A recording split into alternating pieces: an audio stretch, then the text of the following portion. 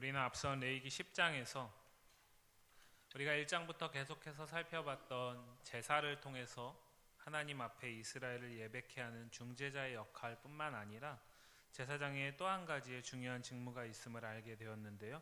우리 10장 10절 말씀 같이 한번 읽어보겠습니다. 시작. 그리하여 너희가 거룩하고 속된 것을 분별하며 부정하고 정한 것을 분별하고.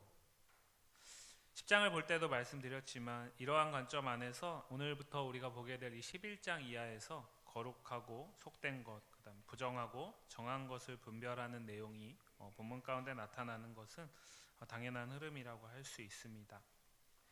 근데 이 11장 오늘 이 분별되는 이 규례 가운데 첫 번째 나오는 말씀은 소위 말하는 음식법 규례입니다. 이 부분은 유대인들은 지금도 문자적으로 이것을 지키기 위해서 애씁니다. 그래서 지금도 유대인들 가운데는 이 규례에 따라서 먹어야 할 것과 먹지 말아야 할 것을 철저하게 구별하고 그 안에서 자신들의 의로움을 지켜내고 드러내려는 사람들이 있습니다. 반면 교회는 이 내용을 난해하고 그 당시 이 레위기의 특수한 상황 속에서만 적용된 것이라고 여기면서 대수롭지 않게 넘어갑니다. 그래서 성경을 통독해 나가는 과정 속에서도 이 레위기, 특별히 오늘 우리가 보게 될 이 레위기 11장에 우리가 알지도 못하는 이 동물이 뭔지도 알 수도 없는 그런 내용들도 나오고 하기에 그냥 가볍게 넘어가는 경향이 있습니다. 그리고 그 가운데서 우리가 오늘 함께 읽었던 그나마 이 45절 말씀, 11장 45절 말씀은 그래도 우리가 좀 많이 들었던 말씀입니다. 결론부터 말씀드리면 우리는 유대인들과 같이 오늘의 이 음식법의 규례를 문자적으로 온전히 지킬 필요는 없습니다. 성경의 한 예를 통해서 살펴볼 수 있는데요. 신약성경 사도행전 10장을 보시면 이방인의 최초의 개종자인 고넬료가 나타납니다. 베드로가 욥바에서 기도하던 가운데 한 환상을 보게 되고 그 환상이 3번 반복된 다음에 고넬료가 보낸 사람이 베드로를 찾아옵니다. 그리고 그 사람을 따라서 베드로가 고넬료의 집에 가서 그에게 세례를 베풀고 말씀을 전하는 가운데 그가 복음을 받아들이고 예수를 영접하고 개종하게 되는 내용이 나오죠. 그런데 그때 베드로가 기도 가운데 본 환상의 내용을 우리가 좀 주목할 필요가 있는데, 기도 가운데 베드로가 본 환상은 하늘에서 한 보자기가 내려왔습니다. 근데 그 보자기를 펼치니까 각종 짐승과 날아다니는 것들이 담겨 있었습니다. 오늘 이 음식법의 규례를 너무나 잘 알고 있는 베드로는 한눈에 그것들이 먹어서는 안 될 부정한 것들이라는 사실을 알게 되었죠. 그리고 그것을 자신은 절대로 먹지 않았다고 외쳤지만 하나님은 오히려 그것을 잡아먹으라고 말씀을 하십니다. 그러면서 사도행전 10장 15절 말씀에서 이렇게 말씀하십니다. 하나님께서 깨끗하게 하신 것을 내가 속되다 하지 말라. 베드로는 이 음식법 규례에 따라서 이것은 부정한 것이다, 속된 것이다 라고 말하고 먹으려 하지 않았지만 하나님은 그것을 내가 속되지 않고 깨끗하다라고 인정해서 이제 너에게 먹으라고 말하고 있는 거니까 먹으라는 겁니다. 본문의 음식법 규례를 문자적으로 지킴으로 거룩하고 그렇지 않으면 속되다 여겨지는 것이 이 신약의 예수 그리스도 이후의 복음의 시대, 교회의 시대에는 더 이상 적용되지 않는다라는 것을 알 수 있습니다. 그렇다면 오늘 본문의 음식법 규례는 교회 시대를 살아가는 우리에게 아무 의미가 없는 것일까요? 그렇지 않습니다.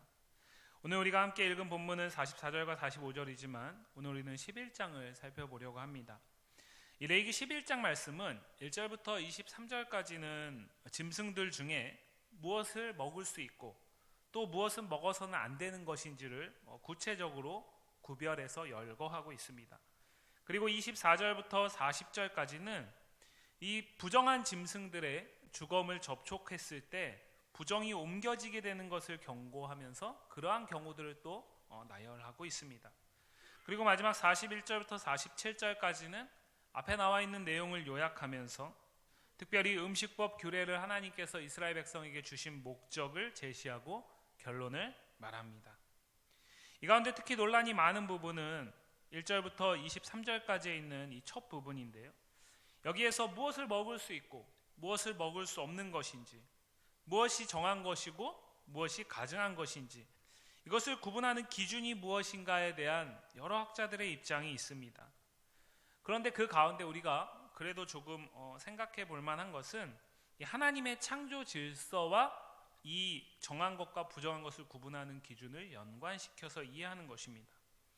하나님이 처음 피조세계 그 가운데서 짐승과 각종 동물들과 또 기는 것, 나는 것들을 창조하셨을 때 그 상태를 유지하는 것들은, 그 창조에 하나님이 보시기에 좋았던 그 상태를 유지하는 것들은 먹을 수 있는 것들이고, 인간의 범죄함으로 인해서 어그러지고 왜곡된 피조세계 가운데 그 창조 질서를 거스르는 모습과 형태를 취하고 있는 것들은 먹어서는 안 돼, 가증한 것들이라는 입장입니다.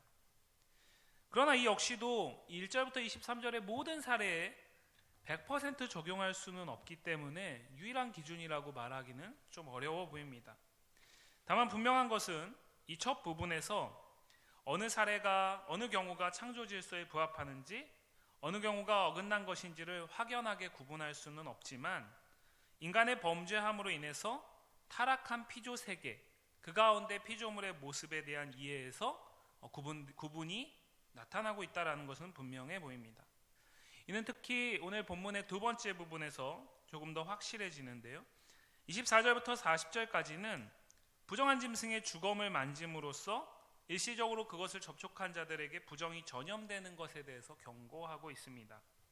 주검은 시체, 즉 죽음입니다. 죽음과 접촉함으로 부정이 일시적이지만 이스라엘 공동체에 악영향을 미치게 된다라는 것을 말합니다. 성경은 인간의 범죄의 결과가 죽음이라는 사실을 분명하게 선언합니다. 이렇게 볼 때 이 음식법 규례는 인간의 죄와 그 파생적 결과에 따른 규례로 주어졌음을 알 수 있습니다. 서두에 언급했듯이 그런 이유로 유대인들은 이 구분에 따라서 먹을 것과 먹지 말아야 될 것을 철저하게 지켰습니다.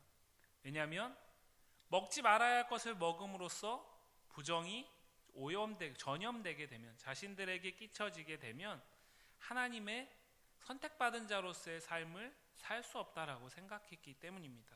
그러니까 구원과 연관시켜서 이해를 한 것입니다. 그러나 오늘 본문을 통해서 우리가 명백하게 알 수 있는 것은 이 모든 것, 즉 피조세계 가운데 거룩하고 속된 것, 부정하고 정한 것을 구별하는 분은 모세나 아론과 같은 세워진 자들이 아니라 하나님이시다라는 사실입니다. 하나님이 거룩하신 분이시기 때문에, 그분이 거룩 자체이시기 때문에 그분이 말씀하실 때에 거룩하다고 하시면 그것은 거룩한 것입니다.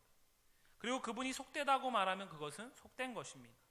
하나님이 정하다고 정하시면 그때부터 그것은 정한 것이고, 하나님이 부정하다 하면 그때부터 그것은 부정한 것입니다. 이는 우리가 앞서 살펴봤던 사도행전 10장에서 그 베드로가 봤던 환상 가운데 나타난 짐승들, 그 나는 것들, 그것은 분명 이 11장의 음식법 규례에 따르면 부정한 것입니다. 그런데 베드로는 그래서 먹지 않으려고 합니다. 그런데 하나님이 뭐라고 말씀하십니까? 내가 속되다 하지 아니한 것을 어찌하여 내가 속되다 하느냐라고 책망하시면서 이제부터 이것을 먹으라고 말씀을 하십니다. 분명히 오늘 본문에서 우리가 여러 가지 추측을 할 수 있고 여러 가지 견해들을 볼 수 있지만, 본문에서 우리가 분명하게 볼 수 있는 것은 정하고 부정한 것, 거룩하고 속된 것을 하나님이 정하신다라는 사실입니다. 그렇다면 왜 하나님은 속죄의 은혜를 베푸시는 제사의 규례를 1장부터 10장까지 주신 이후에 제사장을 위임하시고 거룩과 관계된 이 음식법 규례를 시작하면서 이스라엘 백성들에게 거룩에 대해서 말씀을 하실까요? 그것은 구속의 은혜를 받은 이스라엘 백성들에게 그것 자체가 끝이거나 목적이 아니라 그 이후에 이들에게 중요한 사명, 의무가 지워지기 때문에 그렇습니다. 우리 다시 한번 44절과 45절 말씀 한번 같이 읽어보겠습니다. 시작. 나는 여호와 너희의 하나님이라. 내가 거룩하니 너희도 몸을 구별하여 거룩하게 하고 땅에 기는 길짐승으로 말미암아 스스로 더럽히지 말라. 나는 너희의 하나님이 되려고 너희를 애굽 땅에서 인도하여 낸 여호와라. 내가 거룩하니 너희도 거룩할지어다. 하나님은 이스라엘 공동체에게 스스로를 여호와라고 소개하면서 당신이 이스라엘의 하나님이라고 강조하십니다. 이 여호와라는 이름은 출애굽기 3장 14절에서 하나님의 이름을 묻는 모세에게 하나님께서 친히 가르쳐 주신 이름인데, 이것은 이름이라기보단 하나님은 누구에게 파생된 존재가 아니라 그 자체로서 스스로 존재하는 분이시다라는 뜻입니다. 그래서 이것을 직역하면 나는 나다라는 뜻으로 해석할 수 있습니다. 하나님은 이 음식법 규례, 레위기 11장의 음식법 규례를 마무리하시면서 이렇게 말씀하는 것입니다. 나는 나다. 나는 거룩하다. 내가 거룩하니까 너희도 거룩해야 한다라고 두 번이나 강조하고 계십니다. 44절과 45절 말씀을 잘 보면 원문에서도 분명하게 드러나지만 오늘 우리가 가지고 있는 한글 성경에서도 역시 분명하게 드러나고 있습니다. 44절의 앞부분과 45절의 끝부분은 같은 내용을 반복하고 있습니다. 그것은 무엇입니까? 내가 거룩하니 너희도 거룩해야 된다라는 말씀입니다. 마치 샌드위치의 빵의 앞과 뒤를 내가 거룩하니 너희도 거룩하라가 딱 막고 있습니다. 그리고 이 안에 그 이유가 담겨 있는 것입니다. 왜 하나님께서는 이스라엘 공동체에게 내가 거룩하니까 너희도 거룩해야 한다라고 말을 하고 있을까요? 44절 다시 한번 읽어보겠습니다. 44절 같이 읽습니다. 시작. 내가 거룩하니 너희도 몸을 구별하여 거룩하게 하고 땅에 기는 길 짐승으로 말미암아 스스로 더럽히지 말라. 지금껏 살펴본 음식법 규례를 철저히 지킴으로써 너희 몸을 거룩하게 하라는 것입니다. 여기서 우리가 주목할 것은 왜 하나님께서 수많은 것들 가운데 음식과 관계돼서 거룩을 명하실까입니다. 우리가 생각하는 거룩의 영역은 뭔가 남다르고 뭔가 특별한 것이라고 우리는 여기는 경향이 있습니다. 그리고 특별한 공간과 특별한 시간에 한정지어서 생각합니다. 우리는 무의식적으로 거룩한 것과 속된 것을 스스로 구별하면서 살아갑니다.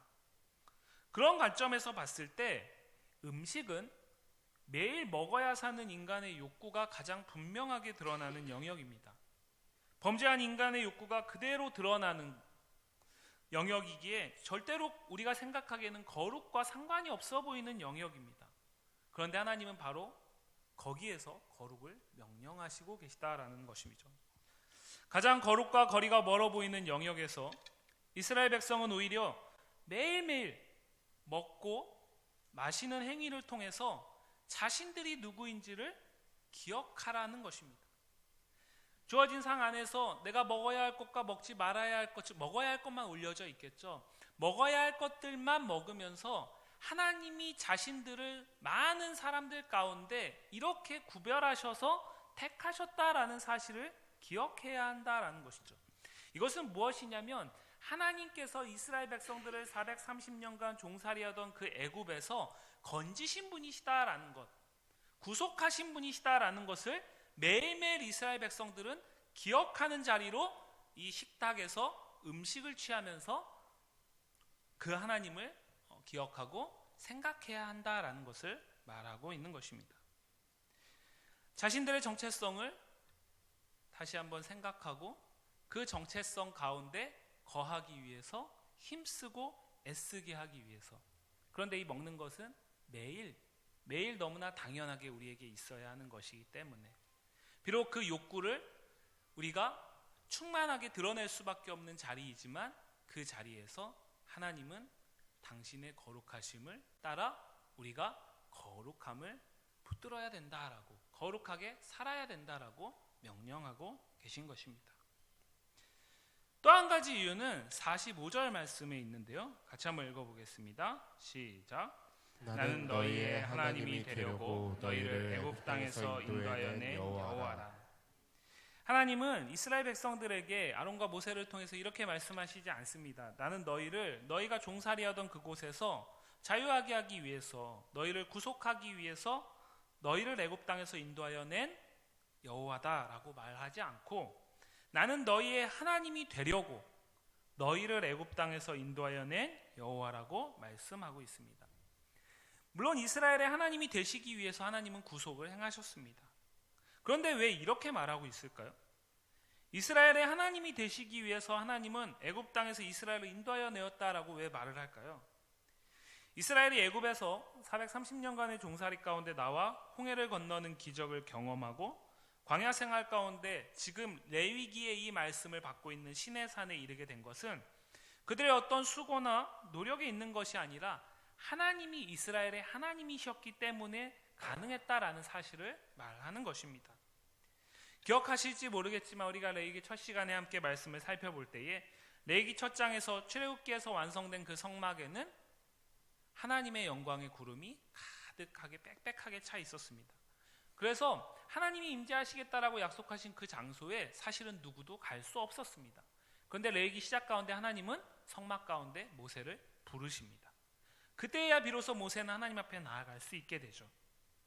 이스라엘이 하나님을 예배할 수 있는 것도 하나님의 부르심이 먼저 있어야 되는 것입니다.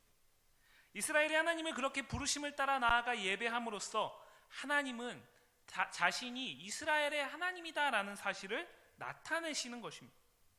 마찬가지로 이스라엘은 지극히 탐욕적이고 속된 것처럼 여겨지는 그 먹는 것과 관계된 일상까지도 하나님의 거룩함을 본받아서 거룩을 이루어 살며 하나님이 다른 누군가의 하나님이 아니라 이스라엘의 하나님이심을 드러내야 한다라는 사실을 말하고 있는 것이죠. 한 걸음 나아가서 이 표현은 우리가 출애굽기 20장 즉 시내산 사건의 첫 부분에서 먼저 우리가 알고 있는 부분에 나옵니다. 20장 2절 말씀인데요. 출애굽기 20장 2절 말씀 같이 한번 읽어보겠습니다. 시작. 나는 너를 애굽 땅 종되었던 집에서 인도하여 낸 내 하나님 여호와니라. 십계명의 율법을 주시기에 앞서서 하나님은 하나님이 누구신지를 먼저 말씀하셨는데 그 표현 가운데 나는 너를 애굽 땅 종되었던 집에서 인도하여 낸 내 하나님 여호와다. 그런데 이 표현이 오늘 음식법 규례의 결론부에 다시 나타나고 있습니다. 나는 너희 하나님이 되려고 너희를 애굽 땅에서 인도하여 낸 여호와다. 십계명의 율법을 주시기 전에 하나님이 왜 이 사실을 말씀하실까요? 지금 하나님께서 이스라엘 백성들에게 이 율법, 십계명의 율법을 주시는 이유는 그들에게 홍해의 구속의 사건이 있었기 때문에 가능한 것입니다. 다시 말씀드려서 예배의 자격을 갖춘 자들에게 하나님께서 허락하시는 것이죠. 마찬가지로 오늘 우리가 살펴보는 이 음식법 규례, 유대인들은 이것을 문자적으로 지키고 있기 때문에 옳지 않지만 그렇다고 해서 교회 시대를 살아가는 우리에게 이것이 역시 무의미하지 않다라는 것을 다시 한번 이것을 통해 우리는 볼 수 있습니다. 무엇일까요? 음식법 규례는 하나님의 언약과 관계가 되어 있다라는 것입니다. 음식법 규례의 의미를 우리가 제대로 이해하기 위해서는 하나님의 언약과 연관시켜서 이해를 해야 한다라는 것이죠. 그 하나님의 언약, 우리가 서두에 살펴봤듯이 분명히 음식법 규례는 죄와 연관되어 있습니다. 지금껏 살펴본 레위기 본문은 10장까지 죄로 인해서 스스로는 하나님을 예배할 수 없는 자들에게 은혜를 베푸시는 하나님의 은혜의 방편으로서 제사를 말하였습니다. 그렇다면 그 하나님의 은혜가 부어지면 그 이후에 하나님께 예배하는 자는 이제 하나님 앞에 스스로 온전하게 설 수 있을까요? 예배 이후에 거룩한 삶의 사명에 대해서 오늘 본문은 구조적으로 말하고 있는 것입니다. 그리고 그것을 하나님의 계속해서 지속되고 있는 언약 가운데서 생각하라는 것을 우리에게 가르쳐주고 있습니다. 이는 예배와 삶의 이중적 잣대가 결코 성경적이지 않다라는 거죠. 우리가 무의식적으로 우리도 모르게 거룩하고 속된 것을 구별하여서 살아가는 것이 하나님이 기뻐하시는 모습이 아니다라는 것입니다. 예배와 삶은 연결되어 있는 것입니다. 무엇과요? 언약의 큰 틀 안에서 함께 묶여 있는 것입니다. 하나님의 언약이 우리에게 주어졌기 때문에 우리는 예배할 수 있는 것이고 하나님의 언약이 우리에게 주어졌기 때문에 그 예배하는 자는 거룩한 삶을 살아내야 한다라는 것이죠. 그것을 매일매일 이스라엘 백성들은 음식을 먹는 그 자리에서 확인하고 또 확인하는 것입니다. 우리 역시 마찬가지죠. 우리가 하나님의 선택받은 자들입니다. 우리가 하나님의 구원의 은혜를 힘입은 자들입니다. 예수 그리스도의 십자가로 우리는 오늘을 살고 있습니다. 그렇다면 우리는 그 십자가의 은혜를 붙들고 늘 성공하고 하나님이 기뻐하시는 거룩한 삶을 살면서 늘 하나님 앞에 내가 선택받은 자들이다라는 사실을 잊지 않고 살아갈 수 있는 자들일까요? 그렇지 않습니다.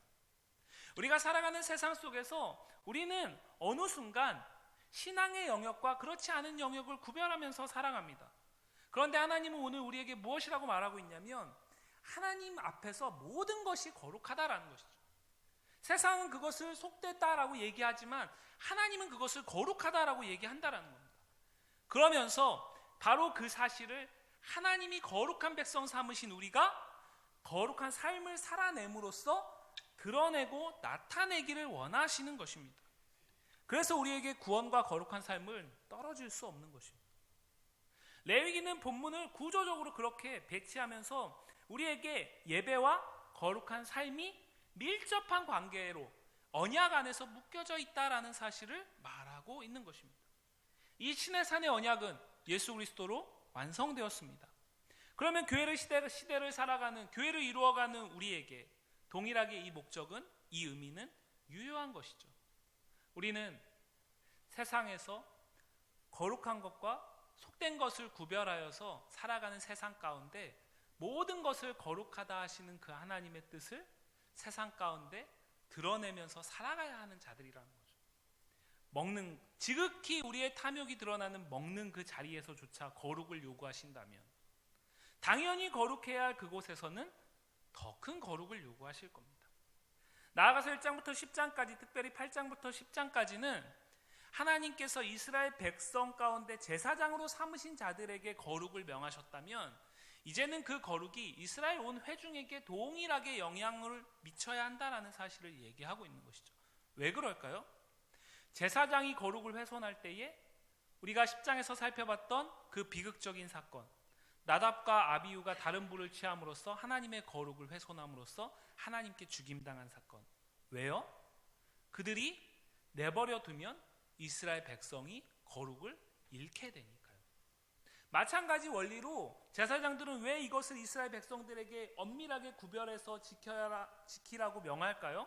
이스라엘 백성 한 사람의 거룩이 훼손되는 것이 그 한 사람의 문제로 끝나는 것이 아니라 그 부정함이 오염되고 전염되어져서 공동체 전체의 거룩을 훼손하기 때문에 그렇습니다. 그렇다면 이 공동체 원리를 우리에게 적용하면 어떻게 될까요? 교회 공동체를 이루어가는 우리 한 사람 한 사람의 거룩을 이루어가는 것도 중요하지만 우리 공동체가 함께 그 거룩한 공동체를 살아내는 것이 역시 중요하다라는 것입니다. 거룩한 공동체를 지켜나가기 위해서 현대교회는 권징이라는 제도를 그래서 가질 수밖에 없는 것입니다. 왜요? 그 한 사람이 불쌍하지 않아서가 아니라 그 한 사람의 거룩하지 못함이 교회 공동체의 거룩함을 훼손하기 때문에 그런 것입니다. 교회 공동체의 거룩을 지켜내야 그 한 사람이 다시 거룩으로 회복될 수 있기 때문에 그런 것이죠. 이제 우리가 뒤에 말씀을 통해서 살펴보겠지만 이스라엘 공동체의 이 부정은 일시적으로 영향을 미칩니다. 그래서 일주일간 집 밖에 나가게 하죠. 그리고 일주일의 시간이 지나서 그 문제가 해결되게 되면 다시 공동체 안에 들어오게 허락합니다.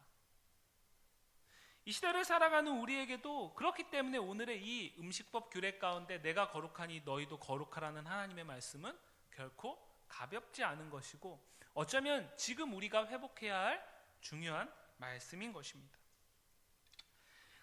오늘 44절 말씀을 보면 너희 몸을 구별하라고 말합니다. 하나님은 너희의 영혼을 거룩하게 하라고 말하지 않습니다. 너희의 마음을 거룩하게 하라고 말하지 않습니다. 너희의 몸을 구별하여 거룩하게 하라고 말씀하십니다. 그런데 이와 비슷한 표현을 사도 바울이 로마서에서 사용하고 있습니다.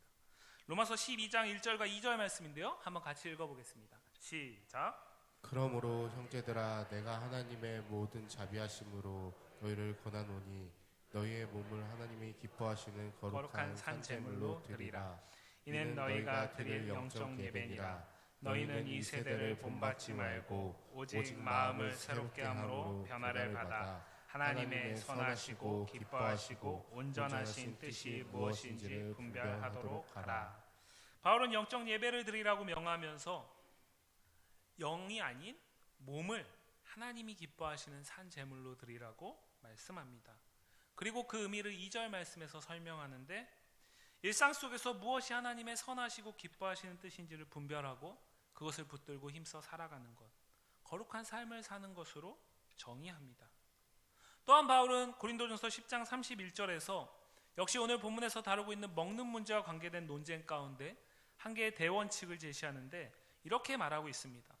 그런즉 너희는 너희가 먹든지 마시든지 무엇을 하든지 다 하나님의 영광을 위하여 하라. 아주 사소한 먹는 문제부터 중요한 문제까지 모든 것이 그리스도인에게는 다 하나님의 영광에 무엇이 합당한 것인지를 분별함 가운데 살아가는 삶이 있어야 한다라는 것을 얘기하는 것입니다. 유대인들은 이 음식법 규례를 문자적으로 지키기 때문에 음식과 관계에 대해서만 하나님의 영광을 고민합니다. 그래서 그들은 먹지 말라고 한 것을 안 먹으려고 하고 먹으라고 한 것만 먹고 살려고 합니다. 그러나 예수 그리스도를 통해서 이 모든 의미는 문자적으로는 이제 율법은 폐하여졌습니다. 예수께서 모든 율법을 완성하셨기 때문에 그렇습니다. 그리고 그 이후에 교회 시대를 살아가는 우리에게는 이 의미가 여전히 유효하게 남아 있습니다. 무엇일까요? 하나님은 우리의 모든 삶이 거룩하기를 원하신다라는 거죠. 왜요? 하나님이 우리와 함께 하시는 모든 시간과 공간 속에 우리가 살기 때문에 그렇습니다. 우리가 예수 그리스도를 믿고 예수 그리스도의 구원의 은혜를 힘입어서 살아가는 모든 삶 속에 우리는 성령과 함께 합니다. 성령은 하나님의 함께 하시는 증거이죠. 그 하나님께서 당신의 뜻이 무엇인지를 끊임없이 우리에게 가르쳐 주십니다. 그리고 그 뜻을 붙들고 우리가 살기를 원하십니다. 내가 교회에서 예배할 때만 거룩한 것이 아니라 내가 나가서 일하는 일터 가운데서도, 내가 자녀들을 양육하는 그 현장에서도, 내가 남편과 자녀들과 함께 이루어가는 그 가정도, 그리고 이웃과의 관계 속에서도, 심지어 내가 도저히 사랑할 수 없는 원수와의 관계 속에서도 하나님은 동일하게 나와 함께 하시죠. 그런데 그 하나님이 어떤 분이십니까? 거룩하신 분이시다라는 거죠. 그 하나님이 거룩하시기 때문에 우리는 거룩해야 한다라고 얘기를 하는 겁니다. 사랑하는 성도 여러분, 우리의 원초적인 욕망의 자리인 먹는 문제에서조차 하나님의 거룩을 말씀하시면서 하나님은 우리에게 거룩을 촉구하십니다. 이는 우리의 모든 삶이 하나님의 뜻을 따라 힘써 분별하며 영광을 드러내는 삶이어야 한다라는 사실을 강조하고 역설합니다. 교회에서 오늘 우리의 모습은 다 거룩합니다. 그러나 예배나 신앙의 행위를 할 때, 예배나 성도와의 교제의 현장이 아닌 우리가 숨쉬는 모든 자리에서 하나님은 우리가 그리스도인이라는 사실을 늘 생각하고 그 정체성 가운데 살아가기를 원하신다라는 사실을 오늘 말씀을 통해 다시 한번 붙드시기를 소망합니다. 우리의 모든 삶에서 하나님의 거룩한 백성으로서의 정체성을 확인해야 합니다. 세상이 지극히 속되고 가장 탐욕이, 인간의 죄악된 탐욕이 가장 극적으로 드러나는 그 현장 속에서도 우리는 거룩을 나타내야 합니다.